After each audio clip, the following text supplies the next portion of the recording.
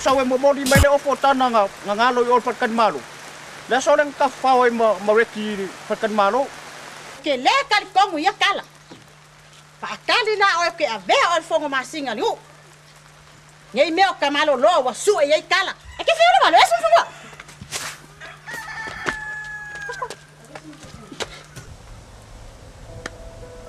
Esse lo ngo faltu.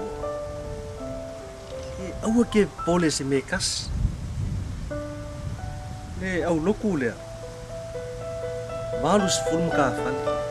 Fai male kale sia meke manga. Ea. Fia mafuka ya utana. Tana. I love you. I love you so much. Hey, ese me la o ma va e ku ye. O kausi ma or kenge o makua. A pe o ko e ka ma nga o ku ye.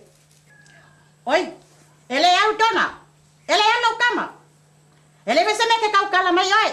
Malolo oi. Fai mai lo uso le. Ya. Ah oi. Awa. Ai nga kala fa bale bale fa penga. Te ka malo ale nga polonga e kausi de kenye. Ma babaya ku ngai ale kenye ola kiki. Ma kausia wala. Le wa kopu wala. Wa ko nga ola lo kama. Ha? O ngu ku fia kangaka. Ke fia poko.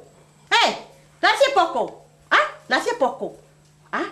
Ei, vai ele falar lá, mas espera para o louquinho. You know me? Oi, ele ai. Porque eu nem ia mokma ku. Que le ngofo. Fa feu. Ko ulo.